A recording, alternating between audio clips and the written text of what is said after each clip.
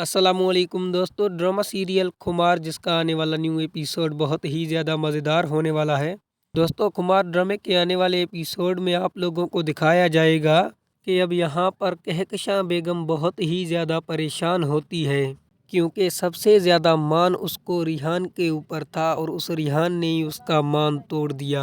दोस्तों, अब आप ये भी देखेंगे कि कहकशां बेगम फैज़ के पास आती है और कहती है कि बेटा मुझे माफ़ कर दे, मैंने तुम्हारे ऊपर बहुत ज़्यादा जुल्म किया है।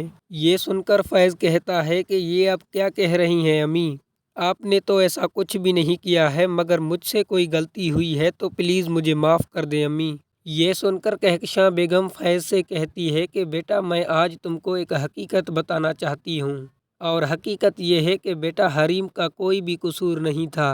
कहकशां बेगम फैज़ से कहती है कि बेटा वो लड़का जो कुछ भी दिखा रहा था उसके पीछे हकीकत कुछ और थी। बेटा वो सारी सच्चाई बिल्कुल ऐसी नहीं थी जैसी वो दिख रही थी।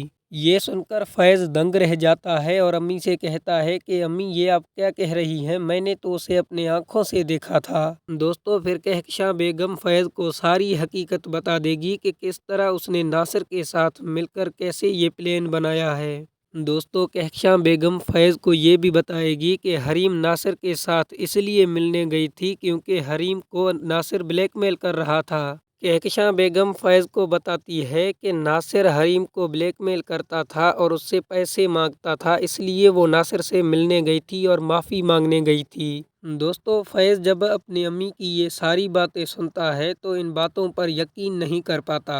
दोस्तों, ये सब कुछ आप लोगों को ड्रामा सीरियल खुमार के आने वाले न्यू एपिसोड में दिखाया जाएगा।